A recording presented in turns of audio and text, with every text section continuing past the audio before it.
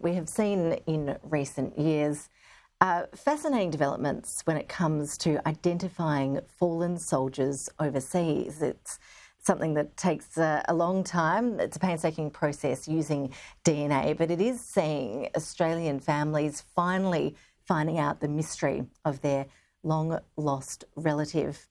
One person who knows a bit about this is Sue Chapman, and she joins us live now very early in the morning from France, where she's attended a ceremony which I think, Sue, was last night, honouring your uncle, Private Edwin Charles Gray.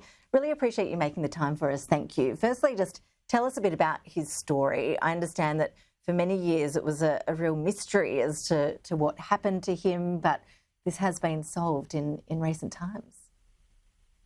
Yes, at last we've had what we're describing as closure for the family, because it was so sad, particularly for his mother, who wrote letters asking for his whereabouts. And because it was the Germans here who were putting these people into their trenches, which they had dug, they were waiting to take over more of France for 18 months. And the 32nd Battalion that my uncle was in arrived around about the 16th of July 1916. Yes, and the sad night when 5,500 were just simply thrown into these trenches overnight. The battle just continued on until the dawn.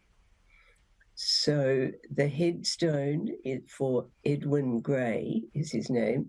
The headstone is now here, and the ceremony was late in the afternoon yesterday. It was attended by a lot of people, and tell us about the process of identifying Edwin. What's got you to this point of being able to travel overseas and be there for what I assume was a very moving and emotional ceremony, actually marking these gravestones?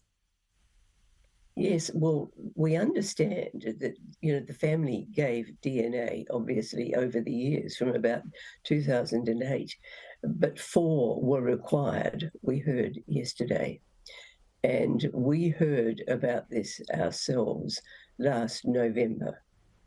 And obviously the ceremony would be yesterday, as it was, which was the anniversary, the 19th of July, the anniversary of the Battle of Fromelles.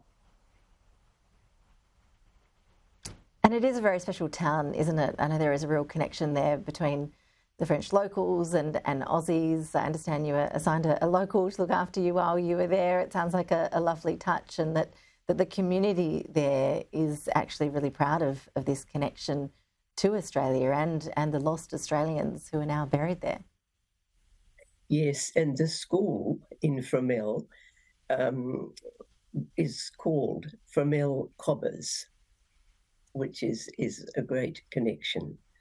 And in Camberwell, in Melbourne, the primary school where they taught French have a connection with the local school in Camberwell, yes, which continues. Mm. Well, it is a remarkable story that after all those years, finally, we can see these Aussie diggers given the respect they deserve and the recognition as well. I'm so glad that you were able to travel over there for that. So it sounds like it was a remarkable moment for everyone involved. Appreciate you taking the time to speak with us. Yes, indeed. Oh, yes, it was a community affair. And our Australian ambassador to France took part as well. And mayors from the local areas came, and a lot of flags. There was a ceremony with a lot of flags going back, of course, to World War I and including World War II, were all on display. There's a marvellous museum now in Fromelles, and we were able to see that as well. I think people have put a lot of effort into this commemoration because not a lot really has been known about the Battle of Fromelles, and we've been told that there was a deliberate effort in hushing it up because it's such a tragic story. It is a tragic story and a remarkable one that we could probably all learn a bit more about. So we really do appreciate you joining us. Thanks again. Enjoy the rest of your trip. Thank you.